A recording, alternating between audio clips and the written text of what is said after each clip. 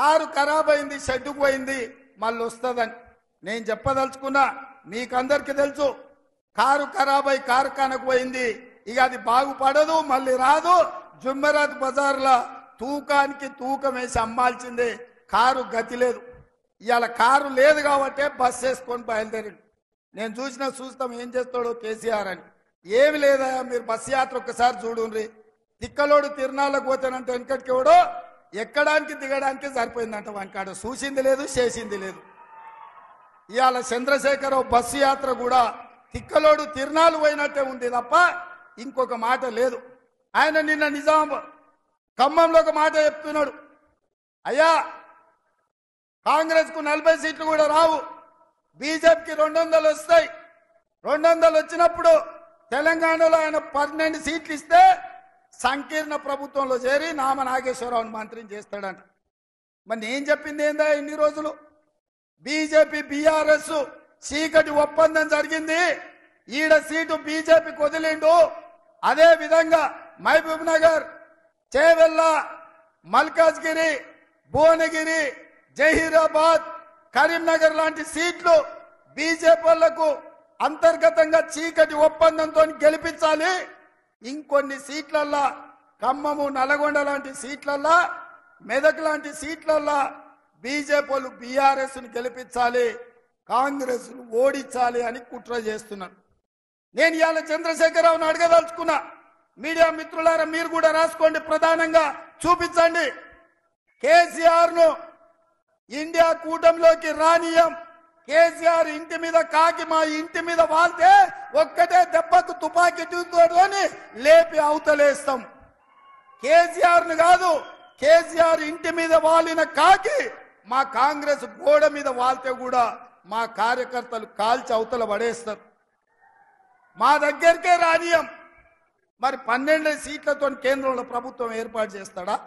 ఎవరితో చేస్తాడా కేసీఆర్? అంటే ఎన్డీఏతోనే కదా, బీజేపీతో పొత్తు పెట్టుకుంటా అని చెప్తుండు కదా. మొన్న 10 ఏళ్ళు బీజేపీతోనే కదా ఆయన ఉన్నది. ఈ చట్టాలు వచ్చినప్పుడు పార్లమెంట్ లో మద్దతు ఇచ్చింది ఆయనే కదా. నరేంద్ర మోడీని పిలిపించి మాకు నిధులేమొద్దు, నీ ప్రేమ ఉంటే చాలు, నీ ప్రేమలో అమరుణ్ణి అయిపోతా నేనని చెప్పింది చంద్రశేఖరరావు కాదా? గజ్వెల్లో మిషన్ భగీరథ ప్రారంభించినప్పుడు చంద్రశేఖరరావు చెప్పింది ఇదే కాదా? ఈ తెలంగాణ రాష్ట్రాన్ని భారతీయ జనతా పార్టీ మాయ మాటలతోని వంచి తెలంగాణను ఆక్రమించుకోవాలని చూస్తున్నారు. మొన్న అయోధ్యలో జరిగిన రాముడు కళ్యాణానికి కళ్యాణం జరగకంటే ముందే 15 రోజుల ముందు అక్షింతలు ఊరూరు పంపించరు. నేను అడుగుతున్నా, తెలంగాణ వేద బ్రాహ్మణులను, ఇక్కడికి వచ్చిన పెద్దలను ఎక్కడైనా కళ్యాణం ముగిసిన తర్వాత కళ్యాణంలో పంచిన అక్షింతల్ని మనం వధూవరుల మీద మనం చల్లుతాం. అక్కడ అయోధ్యలో రాముడు కళ్యాణం జరగకంటే ముందే 15 రోజుల ముందే అక్షింతలు ఊరూరా ఇంటింటికి ఇక్కడ బియ్యంలో పసుపు కలిపి అవి ఇంటింటికి పంపించిందంటే హిందూ సాంప్రదాయాలను అవమానించి హిందూ సాంప్రదాయాలను దెబ్బతీసే విధంగా కళ్యాణం జరగకుండానే అక్షంతలు పంచడం ద్వారా శ్రీరాముడిని అవమానించింది భారతీయ జనతా పార్టీ నాయకులు కాదా, బండి సంజయ్ కాదా అని నేను అడుగుతున్నా. ఈ దేశంలో ఉండే హిందువులు, హిందూ ఆచారాన్ని పాటించే పెద్దలందరూ ఆలోచన చేయండి. రాజకీయాల కోసం రాముడిని కూడా వదలడం లేదు. ఎవరు కాదయా, మనందరం రాముడి భక్తులం కాదా? శ్రీరామనవమి చేయలేదా? హనుమాన్ జయంతి చేయలేదా? దసరా, దీపావళి, సంక్రాంతి, ఉగాది పండుగలు, వినాయక చవితులు చేయలేదా?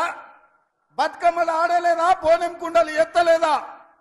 అంతెందుకు మా సోదరులకు గుర్తు చేయదలుచుకున్న గ్రామ దేవతలైన పోచమ్మ, ఎల్లమ్మ, మైసమ్మకు కోడి కొయ్యలేదా? కళ్ళు పొయ్యలేదా? మనం కాదా హిందువులం? మనకంటే ఎవడైనా ఈ రాష్ట్రంలో, ఈ దేశంలో హిందువులు ఉన్నారా? ఈ వేదిక మీద ఉన్న మేము హిందువులం. కానీ హిందుత్వాన్ని ఓట్ల కోసం వ్యాపార వస్తువుగా మేము ఆడుకోము. అందుకే నేను చెప్పిన స్పష్టంగా, దేవుడు గుడిలో ఉండాలి, భక్తి గుండెల్లో ఉండాలి. గుండు అరగుండు లాగా బజార్లో పోర్తి బస్ స్టాండ్లలో దేవుడి బొమ్మ పెట్టి చిల్లర పైసలు అడుక్కున్నట్టు దేవుడి బొమ్మను చూపించి రాముడు పేరు చెప్పి ఇవాళ ఓట్లు అడుక్కునే దిక్కుమాలిన పరిస్థితి ఇవాళ నిజామాబాద్, కరీంనగర్ జిల్లాలో బీజేపీ నాయకులు చేస్తున్నారు.